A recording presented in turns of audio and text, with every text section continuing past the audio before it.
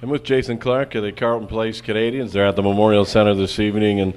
And Jason, I guess a little over the third of the way through the schedule. Carleton Place Canadians, you've got a little breathing room there. You're up by 10 points. Are you happy with where things have gone to date? Well, I think you can always be happy with the amount of wins we have. Am I happy with our play? I wouldn't say I'm happy with our play as of late. I mean, we've given up way too many goals, and our team knows we can score goals. We haven't had a hard time with that all year long. Our power play is good, but when it comes to defending and our penalty kill and being good with our sticks and being good with our sticks in the right areas and defensive side, no, we're not happy at all. I mean, we got a lot of work to do yet. I mean, everyone knows that regular season is just the audition for the real season of the playoffs, and so far our audition on the defensive side of the puck is pretty poor.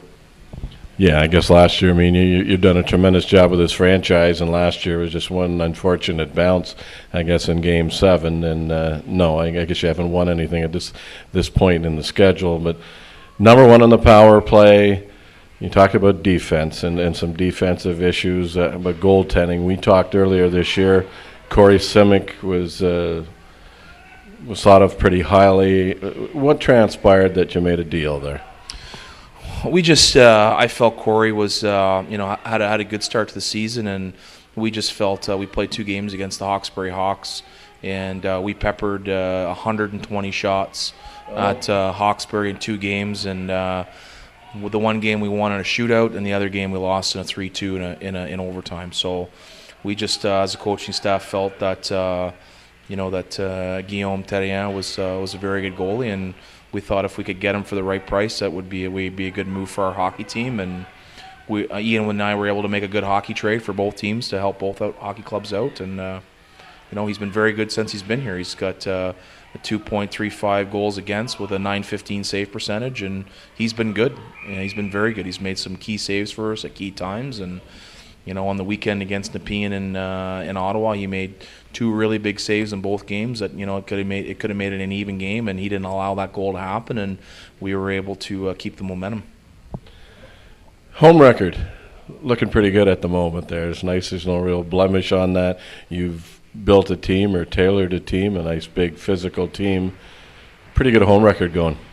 Yeah, we play hard. I think the big thing with us is, as a coaching staff, we just want the guys to play hard no matter where they are, whether at home or whether on the road. And you can never falter our team, or I can never be upset with our hockey team's work ethic. We work hard all the time, but you got to work smart. And as of late, on the defensive side of the puck, we're in the right spots, but we're just not working smart. We're working hard, just not working smart. So that's something that we've addressed over the week and in video and on the ice, and hopefully tonight we translate that information into our game tonight.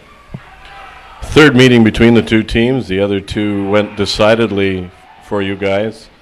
A convincing 7-2 victory here, and then that was a home and home on a weekend. You finished that up in Carl Place with a 7-4 victory. Tonight, do you expect things any different? I expect Pembroke to come out and be very physical and play the game that they can play.